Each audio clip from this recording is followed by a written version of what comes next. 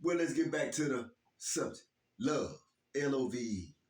And it's a beautiful thing to have because a lot of people love is under conditions. They only love you because of conditions. If you got a gambling problem, they're not going to want to try to get you no help or help you. Whatever kind of problem you may have, they are not willing to help you through that problem because they love is conditional, you see. But God gives us unconditional love, and we're supposed to give unconditional love to each other. And that's an undying love, a love that lasts forever.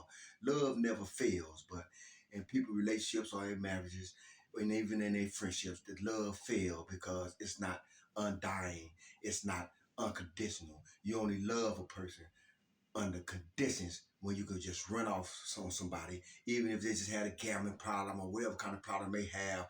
Well, I love you until I found out you had a gambling problem. I loved you. I thought I loved you until I found out you had a drinking problem or a drug problem or whatever the problem may be that you could have. You'll see how much somebody love you when you're faced with different challenges with your problems and with the problems they have to deal with or go through with you. Then you'll understand that either they love you and they're there for you and they're going to stay in your corner and help you fight these battles, or either they don't love you with unconditional love and they're going to cut on you and they're going to run and do whatever they need to do or feel they need to do just to get far away from you, even if it's just to start all over again or whatnot. And it's okay because if that's the choice they choose, then you just got to let people do what they feel they got to do. But undying love or unconditional love says to someone that you are there with them through the thick and the thin, for the better and for worse, or you're there for the long haul, for the long road. But a lot of people ain't interested in loving you all the way to get to that goal of a happy life together with one another, even though people know that you're going to go through a lot of different things in different type of relationships or marriages. But at the same time, there's people that's in there for you and with you for the long haul. And no matter what, they love is strong enough to say, I know we're going through things, but things can get better, especially through Jesus Christ and especially through adapting to the agape love of God and having that kind of love in your life with a significant other or in a relationship or your friends and family. You should not drop love like a bad habit.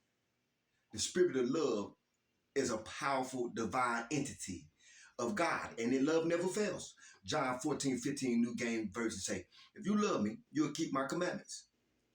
So it's very simple. If you love God, you'll follow his ways. When you truly love your spouse or partner, you will have respect for them. You'll treat them better than you treat yourself. And this will prove that the love of God is within you. 1 John 4:7-8. It says this, Beloved, let us love one another. For love is God. And everyone who loves is born of God and they know God. Verse 8, he who does not love does not know God, for God is love. The spirit of love is inside of you. And not only the spirit of love, but other fruits of the spirit and attributes and characteristics, traits of God are within you also. Galatians 5:22-23, New King James Version say, the fruit of the spirit is love, joy, peace, happiness, goodness, faithfulness. Verse 23, gentleness, self-control. Against such there is no law.